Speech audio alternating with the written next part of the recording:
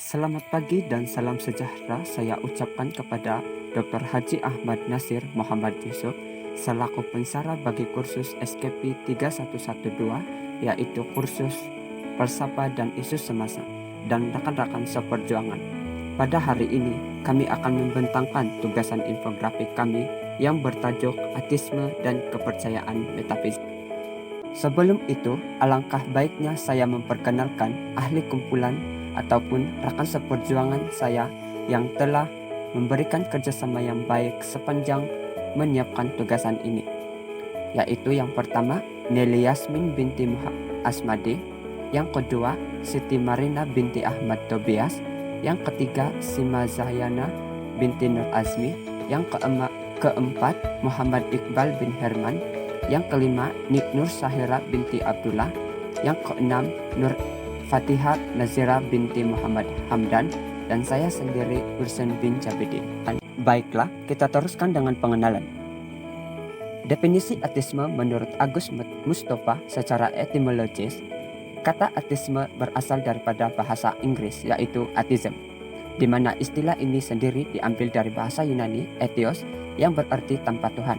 Kata tersebut berasal dari dasar yang berarti tidak dan kata dasar theos yang berarti Tuhan. Istilah atheis sebenarnya sudah dikenal sekitar abad ke-5 sebelum Masehi. Atheis merupakan derivasi yang berasal dari bahasa Yunani kuno atheos yang bermakna tidak bertuhan atau memutuskan hubungan dengan dewa-dewi sebagai Tuhan dalam masyarakat Yunani. Metafisik pula ialah ilmu untuk merangkaikan hikmah sesuatu perkara yang wujud di alam. Metafisik ialah sesuatu yang gaib tetapi wujud di sekeliling kita dan bekerja untuk kita. Objektif kajian. Matlamat utama kajian ialah untuk meneliti dan menganalisis ateisme dan cara kepercayaan ini mempengaruhi kehidupan masyarakat sekeliling. Kajian ini bertujuan untuk meninjau kaitan ateisme dengan kepercayaan metafisik. Secara lebih khusus, kajian ini berasaskan kepada beberapa objektif seperti mendalami maksud ateisme, mendalami kepercayaan ateisme, mengkaji kaitan ateisme dengan kepercayaan metafizik, serta mengkaji kepercayaan metafizik dan kaitannya dalam kehidupan masyarakat. Bagi bahagian kajian lepas pula, antara laman sesawang yang membuat kajian mengenai ateisme ialah seperti yang tertera, yang ditulis oleh Bikandis daripada Universiti Kebangsaan Malaysia. Menurut kajian yang dijalankan, ateisme menganggap alam itu tercipta dan bergerak sendiri kerana menyatakan mengapa Tuhan itu tidak menunjukkan diri dengan nyata sekiranya benar wujud. Ateisme juga tidak berpuas hati dengan mengapa alam tidak dicipta sekaligus sempurna kerana ateisme melihat alam ini banyak ketidaksempurnaan.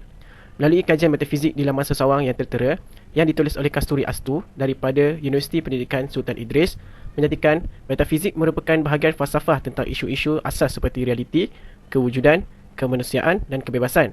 Metafizik bukan hanya merupakan satu lapangan atau disiplin, tetapi adalah sebilangan masalah yang melingkungi bidang yang luas. Ramai orang menganggap metafizik adalah pemikiran yang ketinggalan zaman kerana ia tidak diterangkan dengan jelas dan tidak mempunyai kegunaan yang praktikal. Ini juga disebabkan kemunculan sains di mana terdapat hasil-hasil kajian yang lebih dipercayai. Seterusnya, saya akan membentangkan dapatan kajian. Kepercayaan metafizik. Meta bermaksud sesuatu yang melampaui atau melepasi sesuatu. Metafizik bermaksud perbahasan berkenaan sesuatu yang melepasi alam fizikal. Metafizik mengkaji dan membahaskan mengenai perkara-perkara yang melepasi perbahasan fizik. Metafizik juga membahaskan berkenaan peranan Tuhan dalam alam, konsep ruang dan masa, beza antara manusia dan tingkah lakunya, alam gaib, hubungan antara sebab dan akibat dan banyak lagi. Antara persoalan yang ditimbulkan oleh metafizik adalah berkaitan realiti dan peranan manusia di dunia ini. Daripada persoalan ini, timbullah kefahaman tentang pelbagai pegangan yang dianuti oleh manusia sejak berzaman-zaman yang dipanggil sebagai aliran pemikiran atau kepercayaan. Salah satu kepercayaan berkaitan metafizik yang utama ialah ateisme. Ateisme merupakan sebuah bentuk pandangan filosofi yang sama sekali tidak mempercayai keberadaan roh, Tuhan, dewa-dewi dan penolakan terhadap pencipta yang esa. Kepercayaan kepada Tuhan yang esa adalah bersifat tabi'i, semula jadi dan fitrah. Ia ada di dalam diri semua penganut atau pengikut agama sama ada samawi mahupun bukan samawi. Dia Tuhan yang dicari setiap manusia dalam apa keadaan sekalipun. Kepercayaan kepada tiada Tuhan atau ateisme bukanlah bersifat fitrah. Ia hanyalah rekaan manusia yang angkuh cuba melepaskan diri daripada Tuhan dan cuba menarik orang lain bersama-sama mereka walaupun mereka tahu mereka tidak akan berjaya untuk berbuat demikian. Oleh itu, kepercayaan kepada tiada Tuhan tidak disokong dan bahkan tidak dibenarkan oleh mana-mana agama monoteistik di dunia, khususnya agama Islam dan umumnya agama-agama samawi yang lain. Antara persoalan yang ditimbulkan oleh ateisme adalah berkaitan kewujudan Tuhan yang esa dan bagaimanakah rupa zat Tuhan. Daripada persoalan ini, maka timbullah pandangan serta kefahaman bahawa akal manusia terbatas setakat perkara-perkara dan benda-benda yang ada dalam alam nyata yang dapat dicapai oleh panca indera dan alat-alatnya sahaja. Bagi dapatan kajian, kami telah menjalankan soal selidik melalui Google Form yang telah melibatkan seramai 30 orang responden. Soal selidik ini terbahagi kepada dua bahagian, iaitu bahagian A, data demografi responden, iaitu jantina, umur, bangsa dan agama. Bahagian B iaitu sebanyak 5 soalan-soal selidik mengenai etisma dan kepercayaan metafizik kepada responden. Daripada 30 orang responden, seramai 12 orang iaitu 40% adalah lelaki, manakala bilangan responden perempuan pula adalah seramai 18 orang iaitu 60%. Kategori umur, seramai 10 orang bersamaan 33.3% berumur 18 tahun ke bawah, 15 orang bersamaan 50% berumur 20 hingga 25 tahun, 4 orang bersamaan 13.3% berumur 25 hingga ke 30 tahun, dan hanya seorang iaitu 3.3% responden yang berumur 30 tahun ke atas telah terlibat dalam soal selidik ini. Majoriti responden adalah berbangsa Melayu iaitu seramai 19 orang bersamaan 63.3%, 7 orang bersamaan 23.3% responden berbangsa Cina dan 4 orang bersamaan 13.3% responden adalah berbangsa India. Responden yang beragama Islam adalah seramai 19 orang iaitu bersamaan 63.3%, 5 orang bersamaan 16.7% responden beragama Buddha, 4 orang bersamaan 13.3% responden beragama Hindu dan selebihnya iaitu 2 orang bersamaan 6.7% responden adalah beragama Kristian. Soalan pertama daripada soal selidik yang telah kami lakukan adalah, apakah yang anda faham mengenai etisma? Seramai 18 orang responden iaitu bersamaan dengan 60% mengetahui pengertian yang paling tepat bagi etisma ialah kepercayaan yang menafikan kewujudan Tuhan. Soalan kedua ialah, adakah kepercayaan kepada Tuhan yang esa bersifat tabi'i, semula jadi dan fitrah?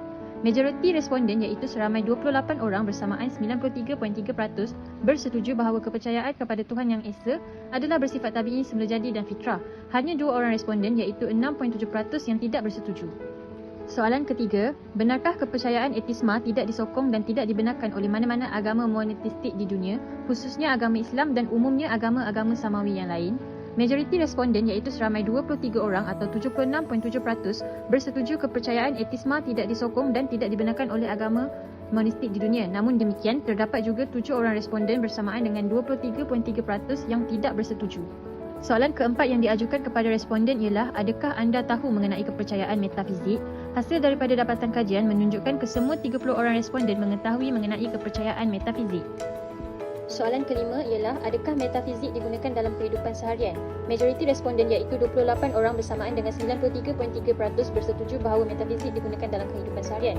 Hanya 2 orang responden iaitu 6.7% yang tidak bersetuju. Akhir sekali, metafizik boleh ditafsirkan sebagai satu ilmu yang membicarakan mengenai perkara-perkara yang tidak dapat dilihat oleh mata kasar.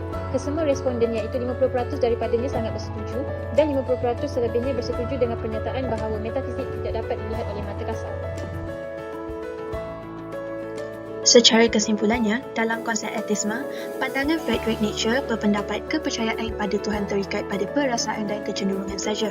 Untuk itu, harus berusaha untuk maju dengan memperjuangkan kekuatan dan kehendak untuk berkuasa, kebebasan intelektual dan kejujuran hidup di dunia ini. Manusia tidak perlu mempunyai kewajipan apapun terhadap siapapun selain dari dirinya. Bagi metafizik pula, ajaran metafizik dari Al-Quran sebenarnya cukup untuk memahami Islam. Maka di atas alasan ini, dalam sejarah Islam dalam 14 abad yang lalu, terdapat di kalangan ilmuwan Islam telah tekun mengkaji dan mempelajari ajaran-ajaran ini dan telah meninggalkan kepada kita kitab-kitab yang amat berharga berkenaan hal ilmu.